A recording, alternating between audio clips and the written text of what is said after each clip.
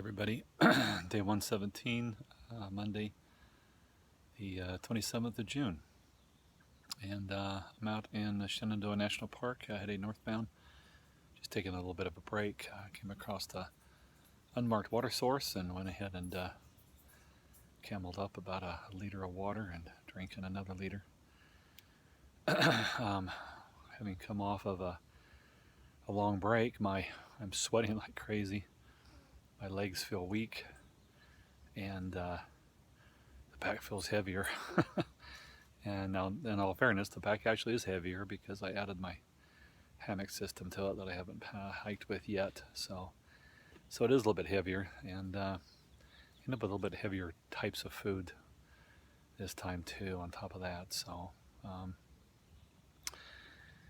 all right. Well, excuse me. It was a good break. Maybe a little too long for keeping the hiking body going, because I'm definitely feeling it today. Oh boy, I want to give a shout out to Bob Day. He's a viewer from down there. He tried to find me in Glasgow, and he just missed me. He was able to track me down in Waynesboro, and we went out to lunch on Saturday, and he helped transport me around to do some errands I needed to do, which was so nice of him, because I wasn't supposed to be walking during that period of time. So that really helped a lot. So I didn't get him on video. So sorry about that, Bob. But anyway, going to give you a good shout out that you're a good friend, and I appreciate it. All right. Today's hike, it's definitely humid. It's muggy.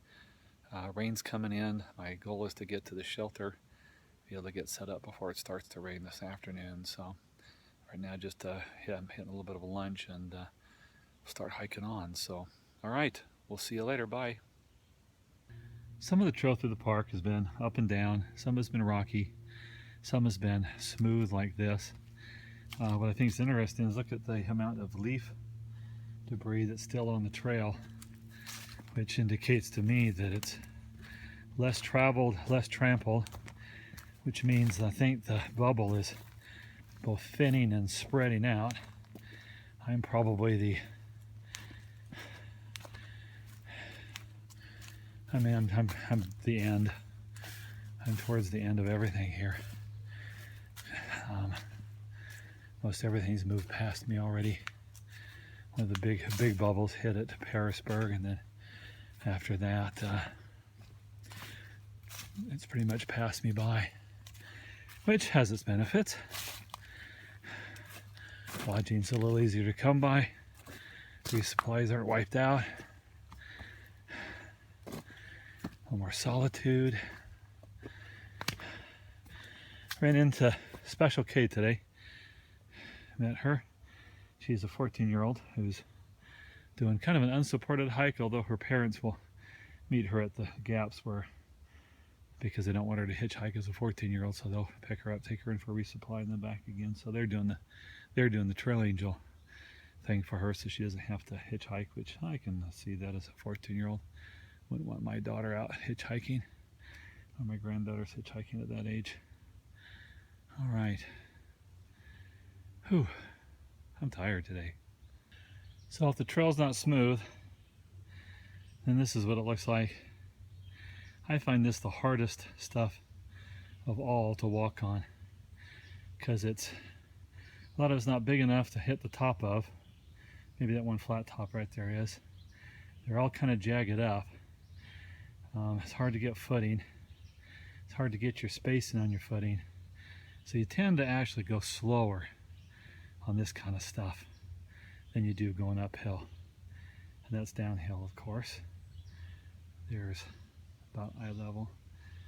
So no, it's not too bad going down. Just it does take a little bit of time to hunt and peck your way through so you don't twist an ankle. I suppose if I wanted to have rabbit stew for dinner tonight, it probably wouldn't be very hard. Huh. You seem to be a friendly kind of guy. You want to come, huh? Oh, no, don't run.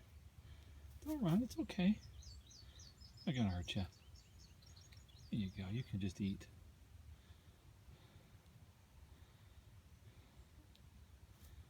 Yeah. I must feel pretty safe if he's eating with me right here next to him. I could reach out with my trekking pole and touch him. That's how close I am. Huh. Oh well. Done a bunch of, oh, now I moved too fast, he's gone. A bunch of communication towers on this ridge line that I've been on. This is about the fifth set of them.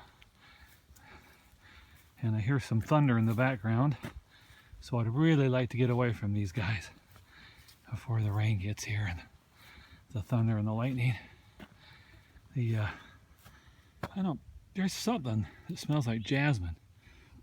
I don't think it's this little white flower. I've tried to smell it, but just the whole air is full of this kind of a perfume smell today. It's very quite pleasant, quite soothing, actually. It's very strong through here. It must be this little white flower. Collectively, they give off a pretty good odor.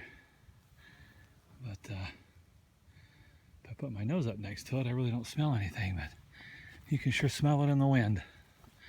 All right, this is a Jeep trail, apparently, that's also coincides with the AT, so they can get up and check the electric meters. I've noticed that there's electric meters on these buildings, so somebody's got to come up here and check the meter, so it's probably what this is for. All right, I'm going to say goodbye so I can get off this mountain. Okay, my tarp is the one there with the red raincoat hanging out of the end of it. This is Calf Mountain Shelter. It's 0.3 off the trail. They have some developed tent sites here, but not many. I came in the middle of a torrential downpour, so I am pretty much soaked. My first time, my Gore-Tex boots have actually filled up with water, and I actually had the new pair of pants that I have on. So they're long pants that I was hoping would kind of shield the rain, because they're also water resistant. But you know, there's only so much rain you can take, and then it overcomes that. And anyway, so I'm totally soaked. And this is the privy. Huh. Is there no windows in this thing? Wow, this one's gonna be dark. Okay, wow. Anyway, so we've got some hammocks, we've got tents around, and we've got rain coming in yet again. It's not over with yet, folks. So I'll let you know tomorrow what we got during the night. Bye.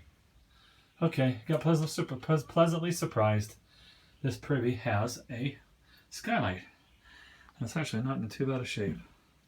I know, girls. Trust me, this is not in too bad a shape.